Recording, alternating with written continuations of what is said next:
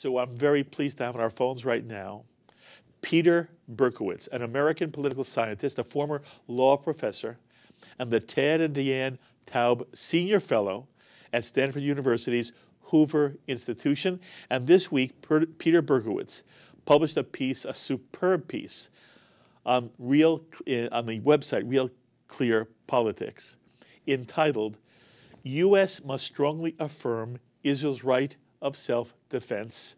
And Peter's with us now. And Peter, thank you so much for joining us. It's good to be with you. Thank you.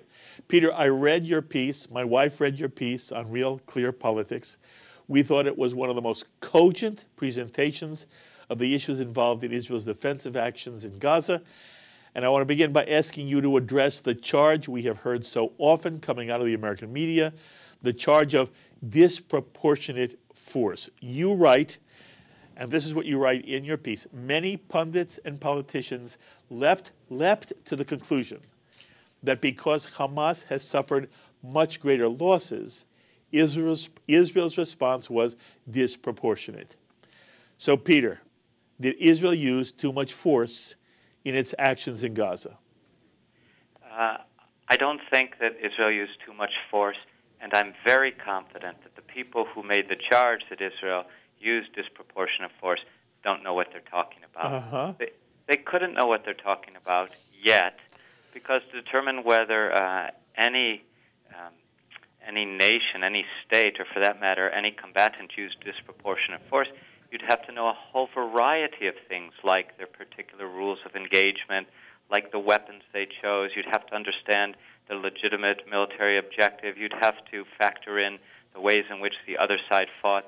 And it's clear to me from reviewing how the charge was made that none of the people who made this charge undertook the essential inquiry. Moreover, they overlooked a crucial point that you made in your introduction, which was that Israel's action is a defensive action forced on Israel by Hamas with its escalation of rocket attacks in early July and through its attempts to massacre Israeli civilians through the use of those cross-border terror tunnels.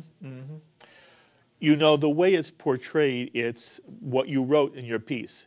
If there are more Gazan Palestinians dying than Israelis dying, it must be disproportionate force. Why is that not the standard? Well, of course, it's not the standard at all. The proportionality is a term that's taken from the international laws of war. It's a legal term with a legal meaning.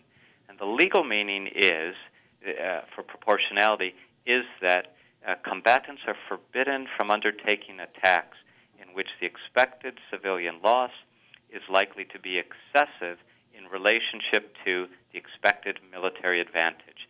What that means in simpler terms is a combatant, a nation, may do what is necessary to bring a military threat to an end.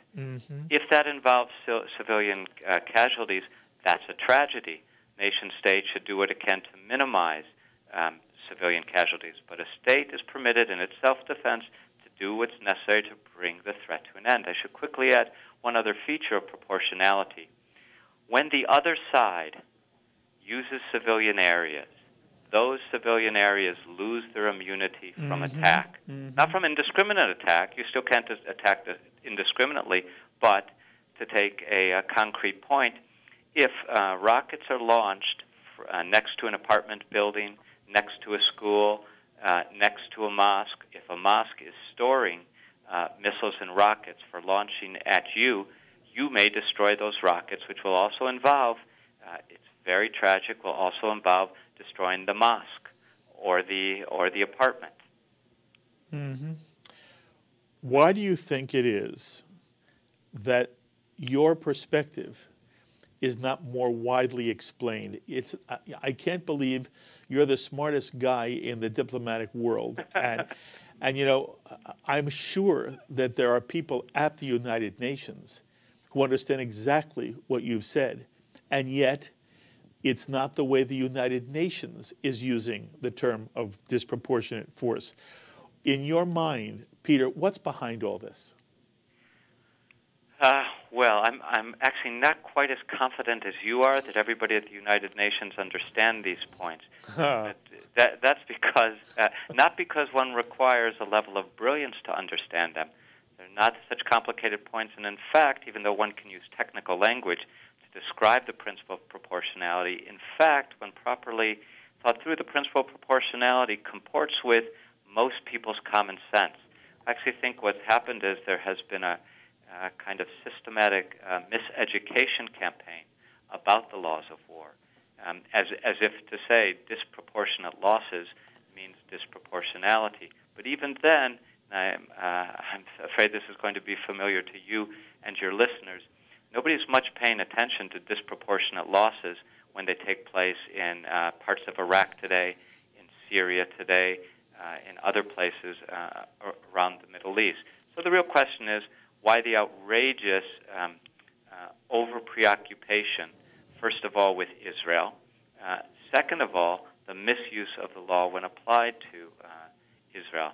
Mm-hmm. Those are big questions about why Israel is singled out that go well beyond legal analysis. I'll just add this one point. I think it actually has something to do with anti-Americanism. I think this is a vehicle by which enemies of America also attack a close ally of America and also one of two liberal democracies in the entire world, South Korea might be a third, which on a daily basis depend on their armies to defend themselves. Mm-hmm. A good part of the so-called international community doesn't like the idea that all disputes can't be settled through international courts and rational administration by international bureaucrats. So they don't like it when these two democracies have to use military force, the United States and Israel. Never mind that when Israel uses military force or the United States uses military force, it's for defensive purposes. Mm-hmm, mm-hmm. Peter, do you feel that Israel does try to minimize civilian casualties? I have heard British military officers say, I've heard numerous American military officers say what comports with my own understanding, namely that perhaps no army in the history of human warfare has done more to minimize civilian casualties than Israel. Now, civilians died in Operation Protective Edge. There's no doubt about that. But the question is, what did Israel undertake in order to minimize the numbers of casualties while protecting its own people? And I have no doubt that a fair, objective, reasonable examination of what Israel did compared to what other armies have done in analogous situations would show that Israel took all but unprecedented care to minimize civilian casualties. I should hasten to add, it would not surprise me to discover that here or there was an incident in which an Israeli soldier used disproportionate force or in which an Israeli officer ordered the use of disproportionate force. Those kinds of infractions occur in warfare. But that's not what people are charging Israel with. People are charging that Israel's entire operation, all of the tactics, indeed the strategy of undertaking an operation, is itself, are themselves examples of disproportionate force. And again, in my judgment, there is simply no basis in the international laws of war for those sorts of charges. Mm-hmm. I want to step away from the law for a moment and just talk. You had alluded to a certain degree of common sense. The reality is that the visuals we've seen are very troubling to watch. It's very difficult to see children being wheeled in on stretchers into hospitals. We see mothers wailing in pain at presumably loss of either children or loved ones. We've seen the rubble. The only visuals we've seen, of course, are of the destruction that has occurred in Gaza as a result of the Israeli action. But they do, unless you're a cold, heartless person, they do move one. And since it's all that's being shown, it's not surprising to me on some level that there's a popular reaction to it. It's why I believe, Peter, the American administration after Vietnam forbid American television to bring the Gulf War, the Iraq War, the Afghanistan War into the living rooms of Americans, because the truth is, when Americans see war, even if it's done by America, we don't like it. But the reality of the situation was that this was being shown daily by CNN, by MSNBC, by network televisions on the weekends and at nightly. And as a result, there was this sort of just gut reaction that people had that said, oh, look at what Israel's doing. And there was nothing, there were no visuals comparable of what was happening to the Israelis. It's very hard to show what fear looks like, what anxiety looks like, what a child's inner trauma looks like. I want you to speak from your perspective. Bowie, do you have children of your own? I don't have children, but I have many nieces and nephews. Okay, so you know what it is to care for young people. I do. And I'm asking you to just, just out of your own personal experience, how do you factor in, on the one hand, the innate reaction people have to seeing suffering with the very legal kind of definition and the legal context in which you try to explain to us that the UN attempt to judge Israel is both premature and wholly inappropriate at this point in time. But bring those two things together and say whatever you'd like. Happy to do so. The problem is the frame that has been constructed for understanding the events you described. First of all, I don't entirely agree with the suggestion that it would be hard to depict Israeli terror.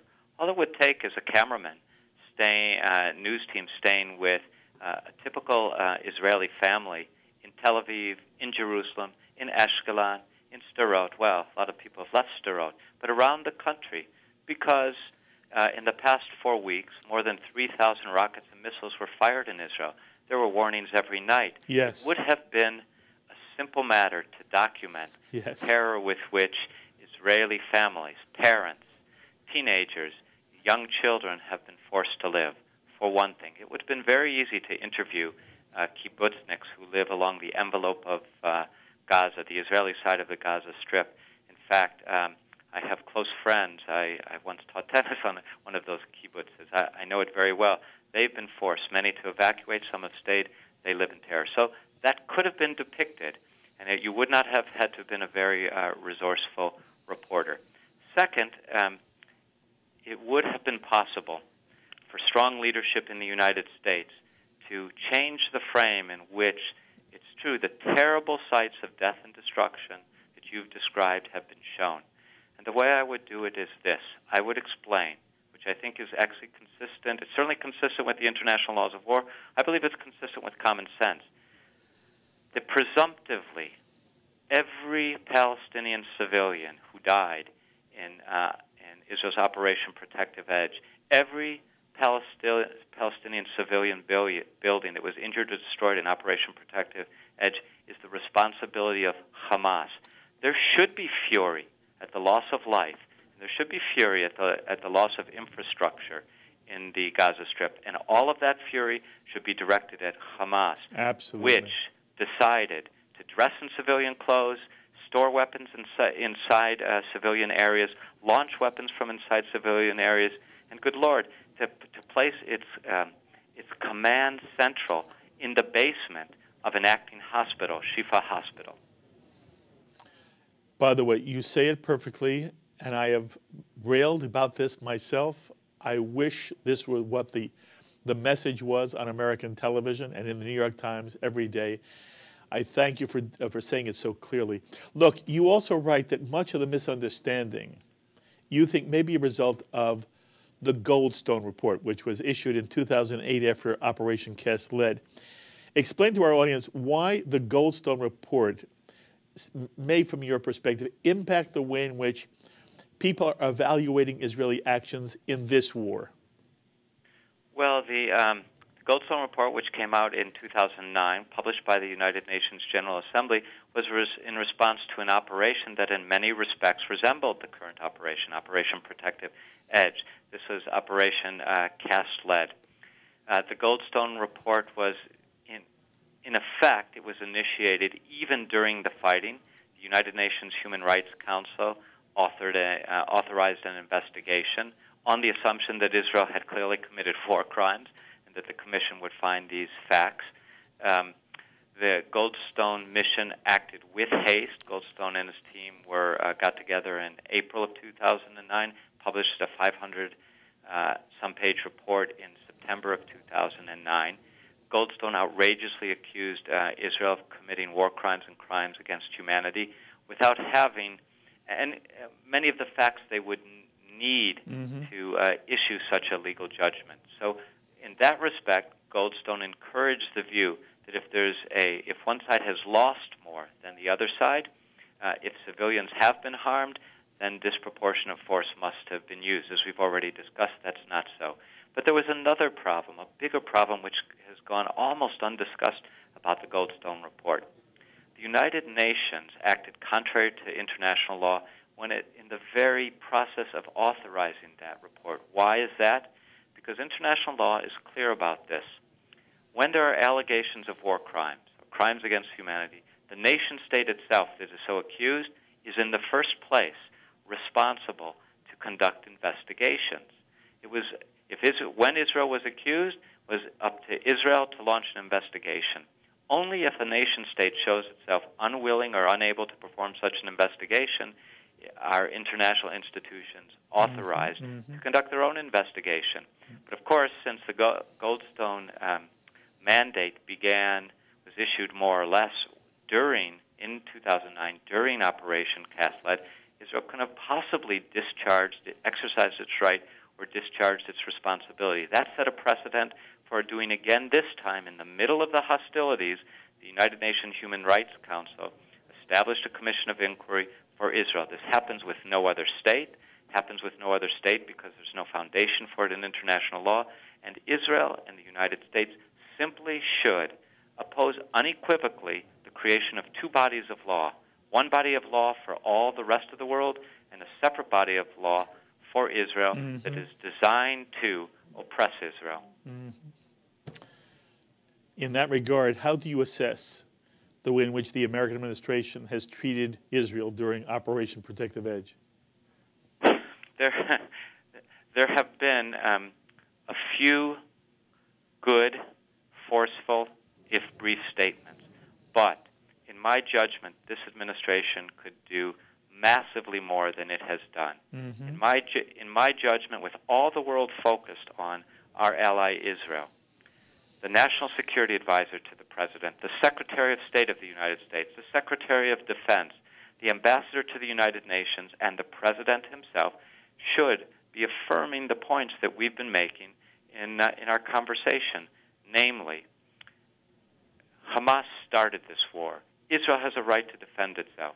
Hamas is violating the laws of war in numerous ways, dressing as civilians, firing from civilian places, aiming indiscriminately at Israeli civilians, and that an investigation by the United Nations Human Rights Council is simply obscene.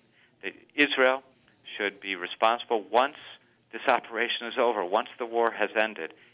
Israel has proven itself responsible. Israel should conduct allegations into credible war crimes allegations.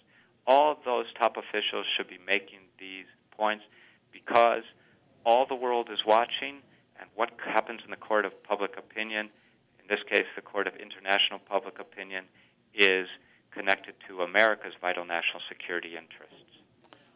Well, that's pretty strong language. I appreciate it very much. By the way, I should ask you, is this motivated on your part in any way because you sympathize with Republicans over Democrats? In my judgment, reading my own motivations, this has nothing to do with partisan loyalties or partisan antipathy. Good for you. This has to do, in my judgment, with a reasoned assessment of Americans' vital national security interests, which includes supporting a liberal and democratic Jewish state in the Middle East, namely Israel. Okay. Now, look, critics of the American administration point to the fact that the U.S. condemned Israel for hitting a UN facility that was housing Palestinians somehow seeking shelter from Israeli shelling, suggesting that Israel was acting irresponsibly or was even targeting the UN facility. And later on, John Kerry, the Secretary of State, presented a ceasefire agreement to Israel that was proposed by Qatar and Turkey, which would have forced Israel to cease operations before all the tunnels had been discovered and destroyed. When I ask you, what's your assessment of the American administration?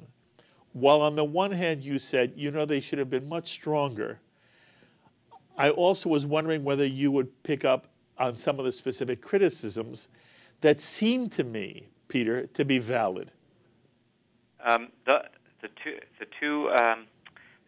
Your two cases in point, in my judgment, are both extremely valid. I mentioned one of them in my article, and I pointed out that when Josh Earnest, spokesman for the president, said that Israel's conduct was indefensible, I said that his statement was indefensible. He hadn't any information, although it was pretty clear at this point that Hamas was guilty of using other UN schools to store weapons. It was not unreasonable to suppose that Israel was fully justified in launching the attack that it did, or possibly, as Israel suggested, it was fully possible that a Hamas missile shell went astray. Ernest didn't have the information. He didn't provide any information. It was an outrageous statement when he gave it. And it's true, Secretary of State Kerry intervened despite the fact that none of the parties wanted him to intervene.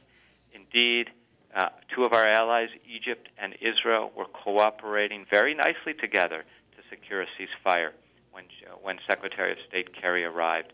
And then, as Secretary of State Kerry failed in the first round of negotiations in Egypt, he tried a second round in Paris with Qatar and Turkey. In my judgment, that was extremely ill-advised. Mm-hmm. And by the way, the ceasefire agreement that Hamas agreed to a few days ago, although which, by the way, they're threatening to go back to war this morning, Israel time. But in any case, the ceasefire that they did agree to almost 72 hours ago, those were exactly the terms that on July 15th that Egypt proposed after consultation with Israel before Secretary of State Kerry introduced the, I'm sorry to say, the pro-Hamas ceasefire principles. Okay. So last question for you, Peter. What do you think is driving American foreign policy to make what you and I believe are really egregious errors in America's handling of the Israeli-Hamas conflict? What's driving it? One can only speculate here. It's certainly a failure to understand an important new dimension of Middle East politics, which has come into sharp relief with Operation Protective Edge, although elements of it were already visible during the Second Lebanon War in the summer of 2006.